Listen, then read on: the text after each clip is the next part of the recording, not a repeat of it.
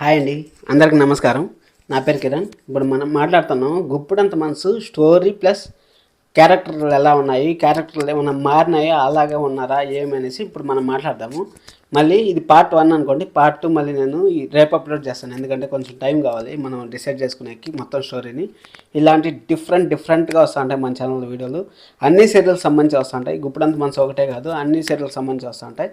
కానీ గుప్పుడంత మనసు గురించే నేను ఎందుకు చేస్తాను అంటే, గుప్పుడంత మనసుకి అసలు సోషల్ మీడియాలో ఎక్కువ ఫ్యాన్సే ఎక్కువ ట్రెండింగ్లో ఉండే సీరియల్ ఏదన్నా అంటే గుప్పుడంత మనసు. అది 100-200% ప్రూవ్ అయింది. ఎందుకంటే మనము చాలా కల్పితాలు కూడా వస్తున్నాయి గుప్పుడంత మనసు గురించి. వేరే సీరియల్ గురించి అంత కల్పితాలు రాలేదు.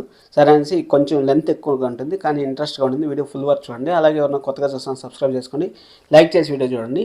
ఇప్పుడు మనం మాట్లాడినామంటే ఫస్ట్తో మనకి ఏమొచ్చింది, మిషన్ ఎడ్యుకేషన్ అనేసి ఒక అమ్మాయి ఇష్టం లేని పెళ్లి చేస్తుంటే ఇంట్లో స్టేట్ ఫస్ట్ వచ్చిన అమ్మాయి, బాగా చదువుకునే అమ్మాయి ఇష్టం లేని పెళ్లి చేస్తుంటే అక్కడి నుంచి పారిపోయేసి వచ్చి ఒక మిషన్ ఎడ్యుకేషన్ అనేసి, ఆ మిషన్ ఎడ్యుకేషన్లో అందరూ మంచోళ్ళుగా ఉండబట్టి ఆ అమ్మాయికి ఎలాంటి ప్రాబ్లం లేకుండా ఆ అమ్మాయి ఆ కాలేజీలో మెల్లగలిగింది. మంచోళ్ళు అంటే ఇప్పుడు మన ఋషి సార్ కానీ, మహేంద్ర గారు కానీ, మళ్ళీ మన జగతి మేడం గారు కానీ, వీళ్ళందరూ మంచోళ్ళుగా ఉండడం వల్ల మన వజ్దారా గారికి ఎలాంటి ప్రాబ్లమ్స్ లేకుండా మంచిగా ఎడ్యుకేషన్ కంప్లీట్ చేసి, ఆ దాంట్లో చిన్న చిన్న అపార్థాలు వచ్చినా ఏమొచ్చినా కానీ మొండి అమ్మాయిలాగా, అసలు ఎలాగంటే ఒక మొండితనంగా ఉండి నేను ఏమైనా సరే నాకు ప్రాబ్లం లేదు అనేసి నేను అక్కడే ఉండి అన్నీ సాధించుకొని ఋషి సార్ని కూడా పెళ్లి చేసుకొని మంచిగా ఎదిగింది. అది వజ్దారా గారి క్యారెక్టరు.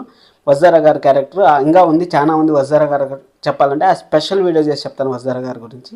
సరే అనేసి వాళ్ళ నాన్న క్యారెక్టర్, వజ్దారా వాళ్ళ నాన్న క్యారెక్టర్ వస్తాం. ఒక అసమర్థుడు, ఒక అమ్మాయిల్ని ఒక తక్కువ చేసి చూసేవాళ్ళు ఒక అసమర్థుడు నాన్న క్యారెక్టర్ చేశారు.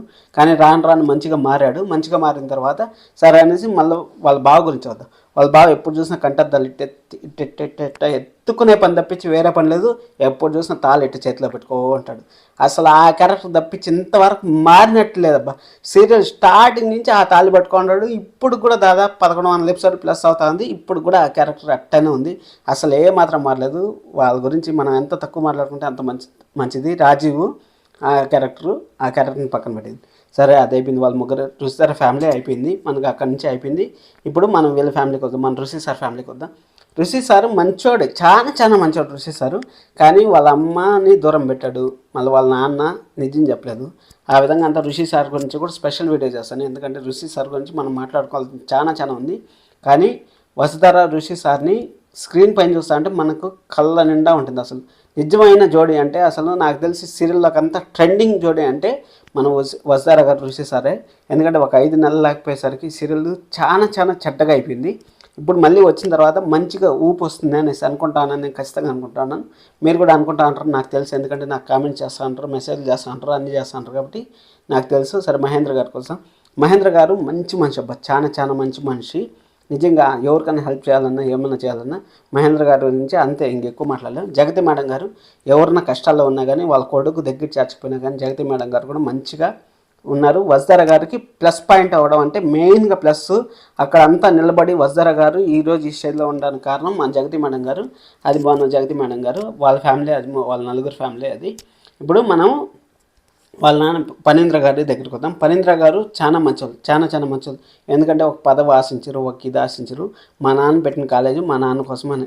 వాళ్ళ ఇంట్లో ఇంక ఇద్దరు ఉండారు చూడండి, వాళ్ళంత ఫ్రాడ్ ఇంకొకరు లేరు. వాళ్ళంత ఫ్రాడ్ అంటే ఎంత ఫ్రాడ్లు అంటే అంత ఫ్రాడ్లు. అసలు ఋషిని ప్రేమగానే చూస్తూ ఉంటుంది వాళ్ళ పెద్దమ్మ. అసలు వెన్నుపోటు పొడుస్తారు చూడండి, కట్టప్ప బాహుబలి ఎలా పొడిచాడు ఆ విధంగా దానికన్నా ఘోరంగా పొడిచింది అసలు ఋషిని అయితే. నిజంగా అందరికి తెలిసినా కానీ అందరూ చెప్పలేదు వాళ్ళ గురించి. ఋషికి చెప్పినా కానీ ఋషి వినకుండా చేస్తా ఉన్నాడు. అదే ఋషి గురించి మనం వాళ్ళ పెద్దమ్మ గురించి, వాళ్ళ పెద్దమ్మ వాళ్ళ కొడుకుని వీళ్ళని క్షీణించాలి వీళ్ళని ఏమైనా చేసి తొక్కేయాలనే అదే క్యారెక్టర్లో ఉంది. కానీ ఇప్పుడు కూడా మారలేదు. ఇంకా శైలేంద్ర వచ్చి ఆ ఎండి సీట్లో ఏముందో తెలియదు, కానీ ఆ ఎండి సీటు ఎప్పుడు చూసిన ఎండి సీటు అది వాడు వచ్చినప్పటి నుంచి, శైలేంద్ర గారు వచ్చినప్పటి నుంచి ఇప్పటి వరకు ఆ ఎండి సెట్ కోసం ఎంతమందిని చెప్తారు, అసలు ఎంతమందిని చెప్తారు చెప్పండి. అసలు క్యారెక్టర్ ఎత్తేసి అసలు ఇరిటేషన్ క్యారెక్టర్ అంటే అది. సరే అది అయిపోయిన తర్వాత మళ్ళీ మన మనో గారు వచ్చారు, అనుపమ గారు వచ్చారు, కొత్తగా వచ్చారు.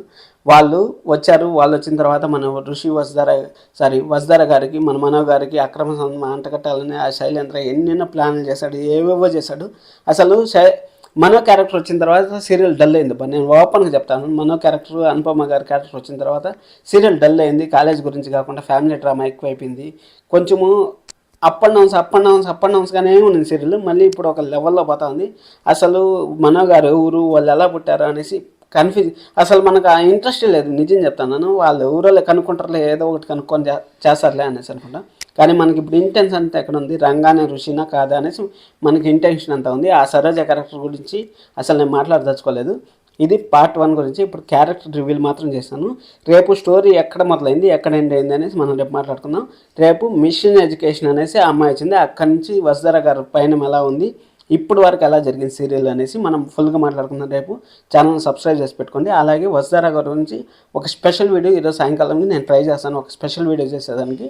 ఆ వీడియోని లైక్ చేసి ఆ వీడియోని కూడా చూడండి ఖచ్చితంగా. చాలా ఇంట్రెస్ట్గా ఉండింది అది. ఇంతసేపు వీడియో చూస్తారంటే ఖచ్చితంగా నచ్చింది అనుకుంటున్నాను. సబ్స్క్రైబ్ చేసుకోండి. అలాగే బెల్ ఐకాన్ ఆన్ చేసి పెట్టుకున్నా. బెల్ ఐకాన్ ఆన్ చేసి పెట్టుకున్నారంటే నేను రోజులో 2-3 అప్లోడ్ చేస్తాను కదా, అప్లోడ్ చేస్తాను మీకు వెంటనే నోటిఫికేషన్ వస్తుంది. అందుకోసం అనేసి బెల్ ఐకాన్ ఆన్ చేసి పెట్టుకోండి. ఇంతసేపు వీడియో చూసి నన్ను ఆదరిస్తున్న ప్రతి ఒక్కరికి థ్యాంక్ యూ సో మచ్ అండి. ఎందుకంటే నేను ఒక సీరియల్ సామాన్యుడిగా వచ్చి ఇంతలా ఆదరిస్తా అంటారు నాకు. థ్యాంక్ యూ సో మచ్ అండి. ప్రతి ఒక్కరికి థ్యాంక్ యూ సో మచ్. నన్ను నమస్కరించి చెప్తాను, నన్ను అందరికీ thank you so much. Subscribe చేసి పెట్టుకొని ఖచ్చితంగా మీకు మంచి అప్డేట్స్ ఇస్తూ ఉంటాను. Thank you. This is Kiran.